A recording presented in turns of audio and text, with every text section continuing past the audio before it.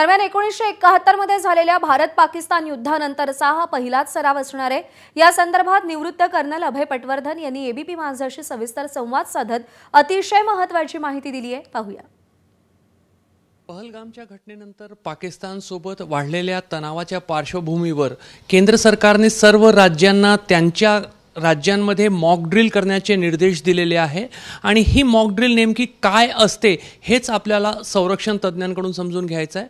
आपल्यासोबत संरक्षण तज्ञ कर्नल अभय पटवर्धन सर आहेत। सर, मॉक ड्रिल करण्याचे निर्देश देण्यात आलेले आहे, मात्र ही मॉक ड्रिल नेमकी काय असते आणि कशी होते? मॉक ड्रिलमध्ये गृह मंत्रालयाने 5 गोष्टी करायला सांगितलेल्या आहेत। त्याच्यामध्ये पहिली गोष्ट आहे की जर एअर रेड झाली किंवा हवाई हल्ला झाला तर सायरन वाजवून लोकांना सूचना कशी द्यायची हे पहिलं आहे। त्याच्यानंतर जर रात्रीच्या वेळेला सायरन वाजला तर ब्लॅकआउट कसा करायचा ही दुसरी आहे।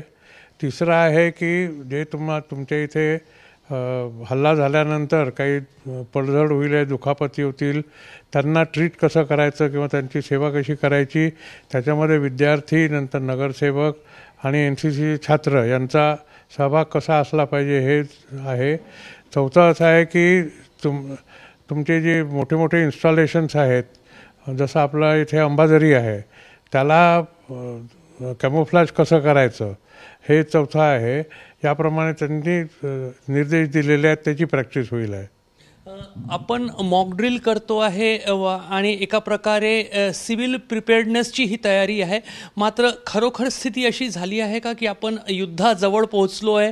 कारण केंद्र सरकारने हे जे आदेश दिले आहे तर देशात अशा पद्धतीची मॉक ड्रिल 1971च्या युद्धानंतर पहिल्यांदा होत आहे। अगदी बरोबर आहे, आजपर्यंत अशी झालेली नाही आहे। त्यावेळेला झालेली आम्ही पाहिली नाही, कारण त्यावेळेला आम्ही आर्मीमध्ये होतो आणि लढत होतो।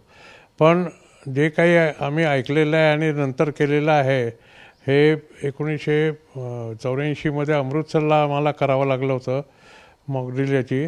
पण जे आहे ते आपल्या सेफ्टीकरता असतं आणि बेसिकली हे त्या राज्यांमध्ये आहे जे सीमेवरची राज्य आहेत, जिथे तुमच्यावर गोळीबार होऊ शकतो, तोफा येऊ शकतात, तुमच्यावर विमानांचा हल्ला होऊ शकतो, बॉम्बिंग होऊ शकतं। पण आजच्या युगामध्ये बॉम्बिंग हे कुठेही होतं, जसं आपल्या इथे कारगिलच्या वेळेला किंवा 71च्या वेळेला ते आग्र्यापर्यंत पोचले होते, तसंच इथेही होऊ शकतं। त्यामुळे त्यांच्या परिघामध्ये येणाऱ्या आणि सध्या मिसाईल्स आलेले असल्यामुळे त्याच्या परिघात येणाऱ्या प्रत्येक राज्याला ही प्रॅक्टिस करणं किंवा मॉक ड्रिल करणं हे आवश्यक राहणार आहे। कारण नागरिकांनी स्वतःला कसं वाचवायचं हे आपल्या इथे अजून लोकांना माहितीच नाही आहे, फक्त अगदी सीमेवरचे लोक किंवा गाव सोडले तर। त्यामुळे हे जे सरकारने पाऊल उचललेलं आहे ते अगदी स्तुत्य पाऊल आहे। सरकारने हे जे पाऊल उचललं आहे ते लोकांना एक सावध करणारी गोष्ट आहे, मात्र यामुळे अनेकांना एक थोडासा तणावही लोकांच्या मनामध्ये निर्माण होऊ शकतो। तरी सरकार हे करून घेत आहे, त्यामुळे यामागची सरकारच्या उद्दिष्टांतून काय कारणे असेल आणि सरकारला सध्या भारताच्या 140 कोटी नागरिकांकडून काय अपेक्षा आहे? सध्याच्या ज्या सरकारने केलेलं आहे, जे तुम्ही म्हणालात ते बरोबर आहे की ही एक वॉर्निंग दिलेली आहे त्यांनी, आणि त्याचा उलट प्रभावही पडू शकतो की जर झालं नाही तर एक तर त्याची खिल्ली उडवल्या जाऊ शकते किंवा मग लोक म्हणतील की उगीच आमच्याकडनं का करून येता। काही लोक म्हणतील की अरे आम्ही हा प्रॅक्टिस करतो आहे, गव्हर्नमेंटने सांगितलं प्रॅक्टिस करतो आहे, याच्यामुळे आमच्या शहरावर हल्ला होणारच आहे, त्यामुळे ते भीतीमध्ये चालतील। आणि आपण जसं पाकिस्तानमध्ये पाहिलं की तिथले लोक अन्नधान्याचा वगैरे साठा करतात आहे, तसं आपल्या इथे होर्डिंग सुरू होण्याची शक्यता आहे।